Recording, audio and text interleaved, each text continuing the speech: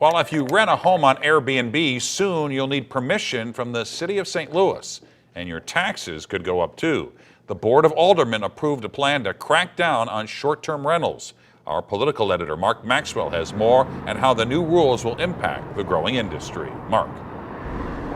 Mike, a lot of changes are coming to the short-term rental industry and the market in St. Louis. For example, if you want to post your property online, Airbnb won't be allowed to promote that property, not unless you first get that permit from the city, and you must remain in good standing.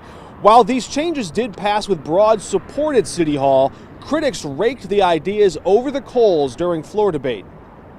No matter where you look, investing is hard in the city. To South City or North. People who represent North St. Louis are telling you this is not good for us. Parts of town with low home values and high vacancy rates are bracing for new rules limiting who can rent houses for short-term stays. This is a city that is broken, and you're going to continue to bleed people, and people are going to move out.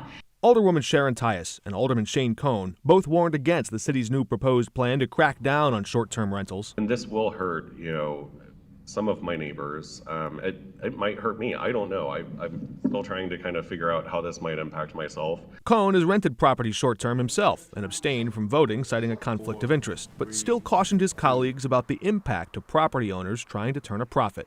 Getting things up to code in the city of St. Louis is expensive.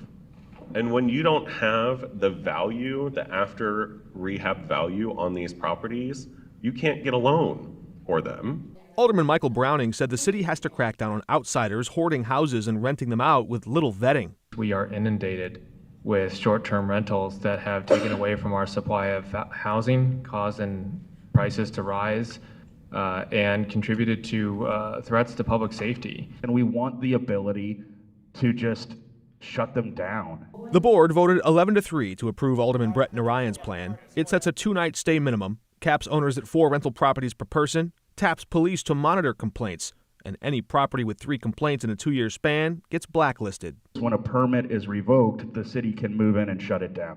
Property owners who register short-term rentals will have to pay nearly double at the commercial property tax rate.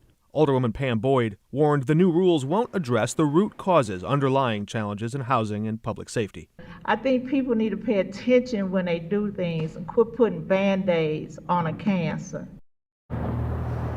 Mayor Jones says she will sign the plan into effect. Once she does, that starts a 1-year clock for the city to start launching that permitting process. You will not need a permit if you live in that home full-time and just rent it or part of it out on rare occasion. Live downtown, Mark Maxwell, 5 on your side.